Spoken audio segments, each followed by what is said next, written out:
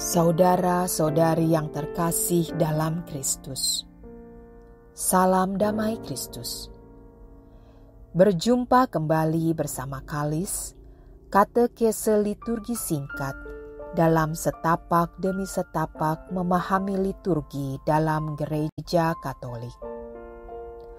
Kali ini kita akan mendalami makna Pekan Suci, khususnya perayaan Jumat Agung.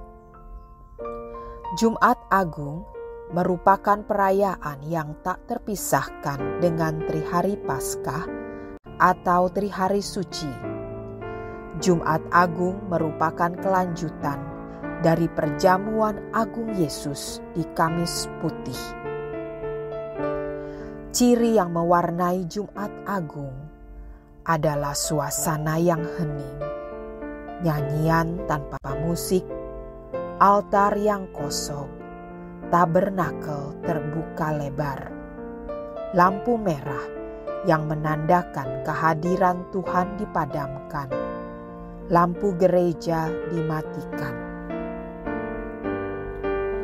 Dalam dokumen perayaan Paskah dan persiapannya, artikel 58 dinyatakan, pada hari ini, waktu Kristus domba kurban kita dikurbankan, gereja merenungkan sengsara Tuhan dan mempelainya dan menyembah salibnya. Dalam pada itu, ia merenungkan asal-usulnya dari luka sisi Kristus yang wafat pada salib dan berdoa bagi keselamatan seluruh dunia. Seturut tradisi yang dijalankan sejak zaman kuno, pada Jumat Agung, gereja tidak merayakan Ekaristi. Jadi tidak ada doa syukur agung dalam perayaan ini. Namun komuni suci yang dikonsakrir pada Kamis Putih diterimakan kepada umat. Pada hari ini, perayaan-perayaan sakramen hari ini dilarang keras, kecuali dalam kondisi darurat. Sakramen tobat dan sakramen orang sakit dapat diterimakan. Jumat Agung di seluruh gereja harus dijalani sebagai hari tobat, dan puasa serta pantang diwajibkan. Inti perayaan Jumat Agung adalah mengenangkan sengsara dan wafat Tuhan. Seringkali terjadi kesalahpahaman. Hari ini Yesus wafat, mari kita melayat Tuhan Yesus. Itu tidak sepenuhnya salah, tetapi kurang tepat. Jumat Agung bukan untuk layatan, melainkan perayaan syukur, hormat, dan menyembah pada Tuhan yang wafat. Tuhan yang wafat dan menyelamatkan kita semua.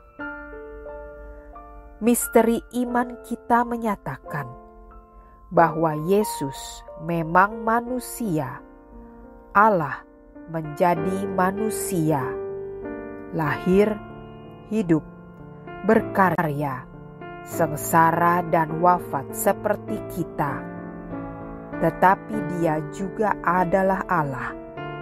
Maka kematian Yesus tidak dapat disamakan dengan kematian kita. Ada dua adegan yang cukup mengesan dari peristiwa Yesus di puncak salib.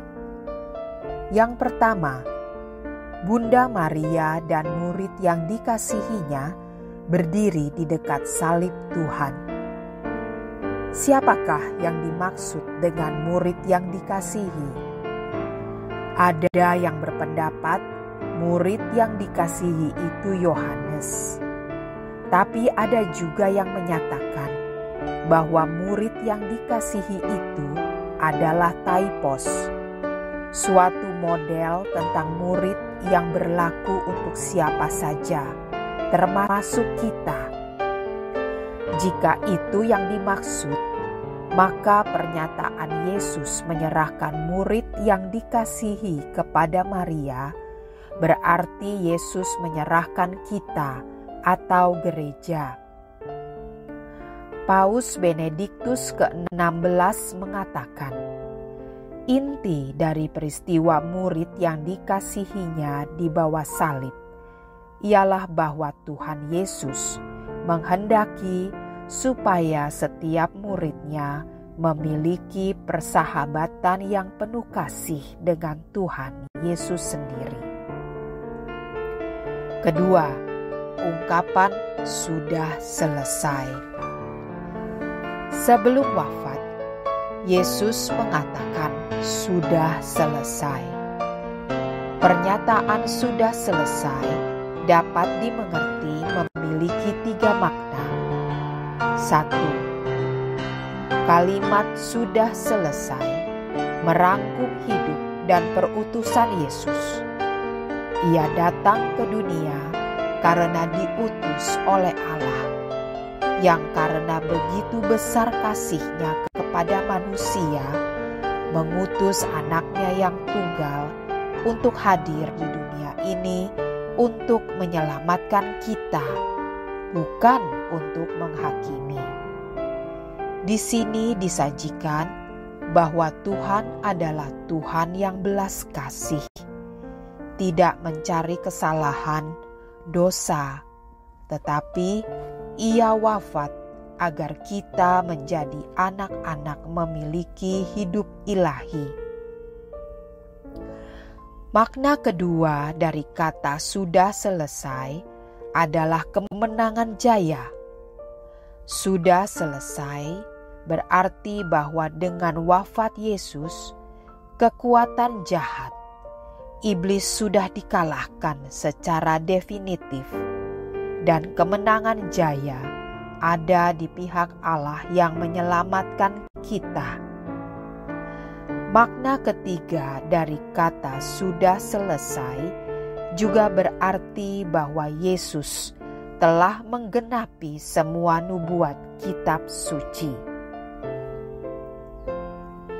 Sebagaimana dinyatakan oleh Kardinal Hans Urs von Balthasar, wafat Yesus pertama-tama mewahyukan kasih Allah yang begitu besar, tak terbatas, radikal, sehingga Ia mengutus anaknya untuk menyelamatkan manusia, juga kalau itu berarti harus mengalami kematian. Dengan kematiannya, kita beroleh harapan akan bersama Tuhan juga dalam kematian dan ikut ambil bagian pada saat kebangkitan. Kekasan perayaan Jumat Agung. Kekasan yang pertama adalah Pasio atau pembacaan kisah sengsara Yesus yang diambil dari Injil Yohanes. Pembacaan kisah sengsara ini dibawakan secara khusus. Biasanya dinyanyikan sehingga terasa agung. Setelah sampai pada bagian Yesus wafat, umat berlutut. Berlutut merupakan simbol menyembah, merendahkan diri, merasa tidak pantas, penuh dosa, menyembah Dia yang kuhormati, yang begitu agung kasih-Nya, Tuhan Yesus yang wafat di salib. Sikap ini juga tanda bahwa kita menghormati dan menyembah Tuhan Yesus yang telah menyelamatkan kita. Kekasan yang kedua adalah doa umat meriah. Disebut doa umat meriah karena doa ini panjang dan dilantunkan. Doa ini tidak hanya dipanjatkan untuk gereja Katolik, tetapi juga untuk dunia. Doa ini menjadi daya universal wafat Yesus. Iman Katolik percaya bahwa wafat Yesus berdampak bagi manusia. Karya penebusan dan penyelamatan dirayakan salah satunya melalui doa meriah. Kekasan yang ketiga adalah penghormatan dan penyembahan salib. Ini bagian pokok dari Jumat Agung. Gereja Katolik Roma mengadopsi praktik penghormatan salib dari gereja di Yerusalem sejak abad keempat. Dalam upacara ini, pemimpin ibadat membuka selubung salib 3 tahap sambil menyanyikan madah "Lihatlah kayu salib". Sementara itu, umat berlutut bersembah sujud di hadapan Tuhan yang wafat. Semoga katekese singkat ini dapat membantu kita semua untuk semakin menghayati makna merayakan sengsara Tuhan kita Yesus Kristus. Kita bersyukur karena begitu besar cinta Allah kepada manusia, sehingga Ia memberikan Yesus untuk menjadi tebusan bagi dosa-dosa kita. Yesus wafat untuk semua umat manusia. Yesus wafat untukku. Semoga kita selalu sehat untuk terus mensyukuri cinta Allah sepanjang hidup kita.